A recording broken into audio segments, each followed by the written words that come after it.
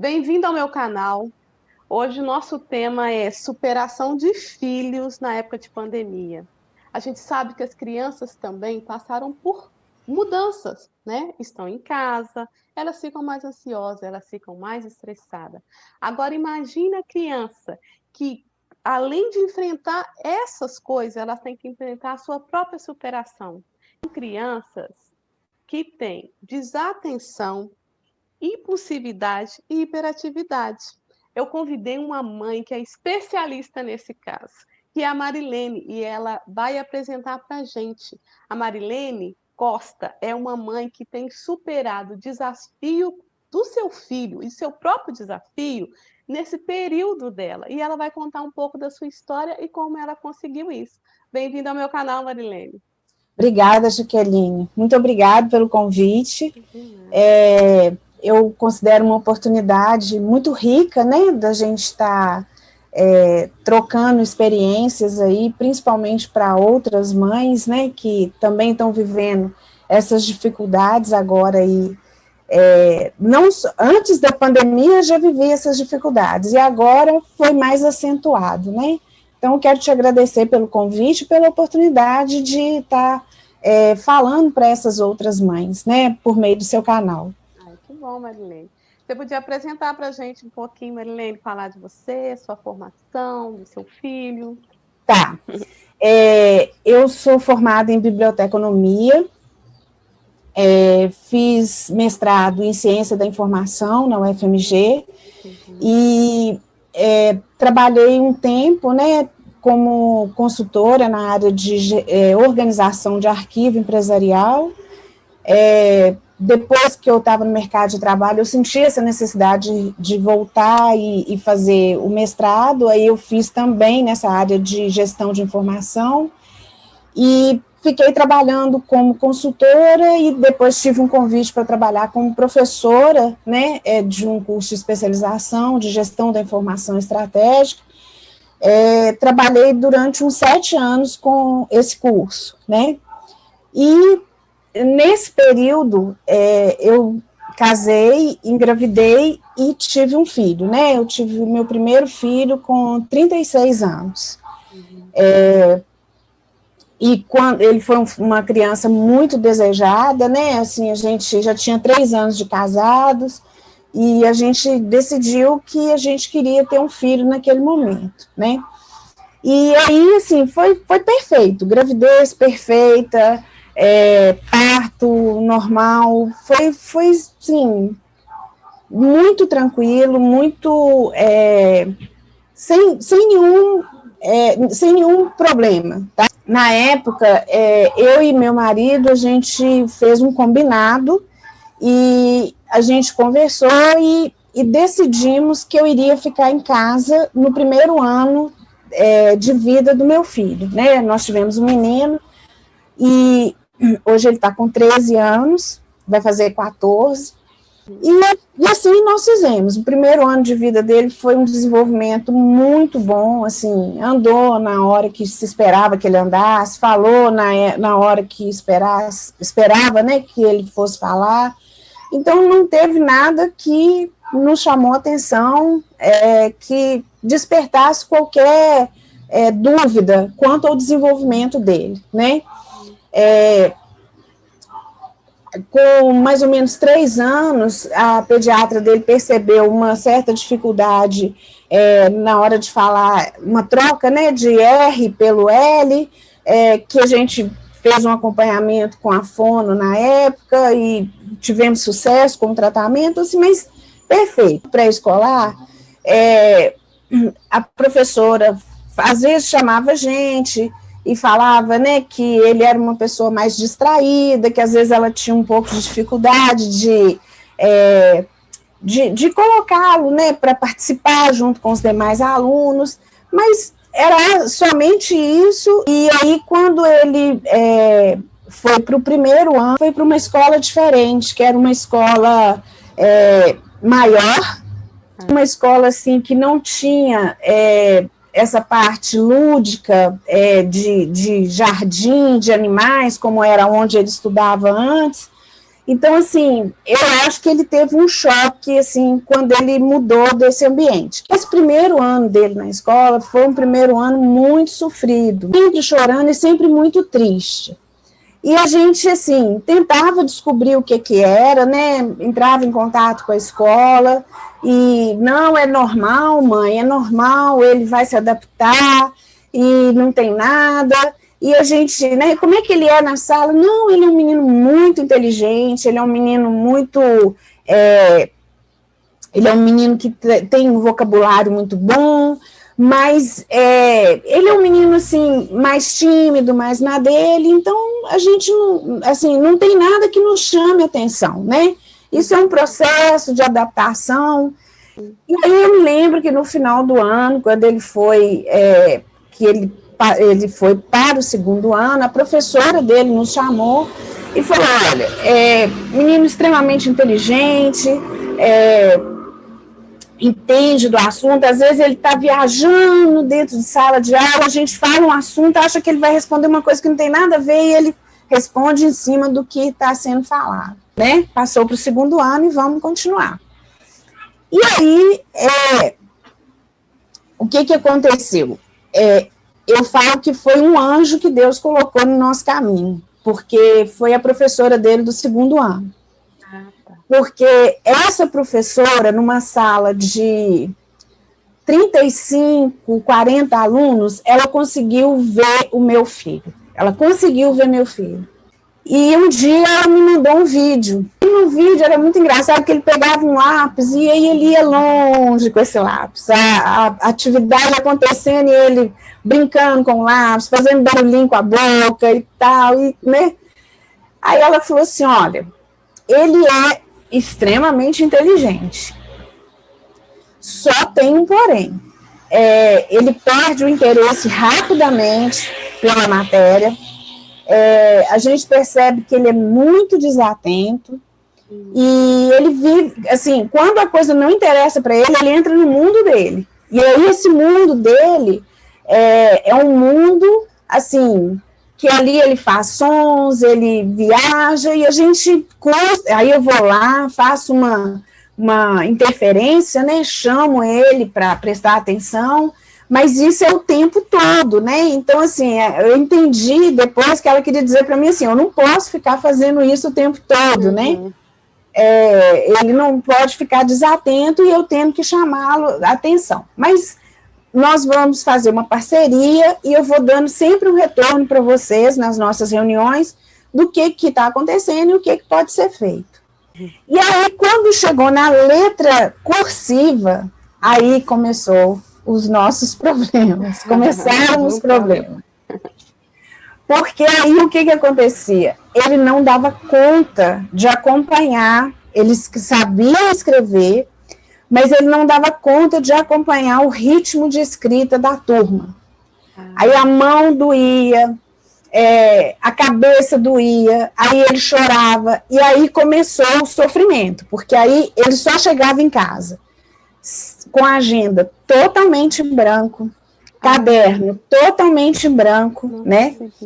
E a escola começa a te chamar, né? Olha, seu filho não está anotando, olha, seu filho não ia. Em casa, eu tinha vontade de estrangular ele, né? Porque, assim, ele não anotava, ele não, nada. E, assim, um para casa que fosse, por exemplo, a fazer em 15 minutos, com ele era 1h30, 2 horas. E aí a gente tem uma situação muito complicada, porque a gente tinha pais que não sabiam o que estava acontecendo, e a gente tinha um filho que estava sofrendo em silêncio, sem saber o que ele tinha, né? Então, assim, foi um ano muito difícil. Os 2 primeiros anos dele, na entrada na escola, foi muito difícil. E aí, quando chegou no final do ano, mesmo assim, ele fazia as provas, ele passou de ano, passava por mérito dele, né? As notas todas sempre foram mérito dele, do que ele conquistou. Quando chegou no final do segundo ano, né, aí essa professora nos pediu que nós procurássemos um profissional, porque tinha alguma coisa. Ela falou, olha, eu não sei explicar o que ele tem, Ele não tem dificuldade de aprendizagem, ele tem facilidade em aprender, ele acompanha em termos de conteúdo, mas ele não consegue acompanhar a turma em termos de escrita, ele não consegue escrever, ele troca algumas letras ainda, que não era esperado mais nessa idade, é um comportamento imaturo para a idade, então tem algumas questões que vocês precisam investigar. A gente começou a procurar tratamento profissionais que nos ajudassem a entender o que o meu filho tinha, né? E aí, o primeiro contato que ele teve foi com uma psicopedagoga, então ela fez uns testes com ele, que durou 2 semanas, e ao final dos testes, das 2 semanas, ela nos chamou e falou, olha, aconselho vocês, ela deu para a gente um relatório, e falou, aconselho vocês a procurar uma neuropediatra para que ela faça alguns exames, e ele fez, e lá detectou que realmente ele tinha uma questão de memória e desatenção, tá? Ok. E aí, a gente retornou nessa neuro, e aí foi muito engraçado, Jaqueline, porque essa neuro, ela falou pra gente assim, então é isso, ele tem déficit de atenção, e é um déficit de atenção que precisa ser considerado, ele vai precisar de acompanhamento com um psicopedagogo, e assim, eu já vou prescrever para ele a Ritalina. E a gente saiu do consultório, assim, muito perdidos, porque os pais ficam muito perdidos. Com certeza. Né? Você começa a ouvir um tanto de termo técnico, você nem sabe do que se trata, né? E, ao mesmo tempo, uma decisão muito rápida, assim, como se o medicamento fosse resolver tudo, né? E aí a gente decidiu que a gente não ia medicá-lo, né? Então nós vamos procurar outros meios de ajudar o nosso filho sem medicar, porque, por outro lado, também a escola faz uma pressão, né? A escola precisa que você leve relatório, que você dê um retorno para ela do que está acontecendo com aquele aluno, né? Até que a gente passou por mais 2 neuropediatras, né? Até que a gente chegou na 4ª. Uau! Na 4ª neuropediatra, a gente, assim, eu posso dizer que também foi um segundo anjo aí que Deus colocou no nosso caminho, porque pela primeira vez ela quis conversar com ele, com o meu filho, ela não quis, assim, ela não chegou lá e, olha, né, ela ouviu toda a nossa história, mas ela quis ter um tempo com ele, aí ela fez algumas atividades com ele, e no final eu lembro que ela chamou ele assim, e eu nunca mais esqueci disso, ela falou com os olhos assim, cheios de água, né, que você é normal, que você não tem nada que te impeça de ser o que você quer ser. Você é uma pessoa cheia de potencialidades, né? E nada impede você de ser o que você quiser ser. Mais humano para ele, um olhar para ele, né? Não o diagnóstico em si. Sim, de fato, eu acho que aconteceu assim uma identificação entre os dois muito grande, né? E aí nesse processo ela descobriu, além das coisas assim que ele já apresentava, que era principalmente a desatenção, né?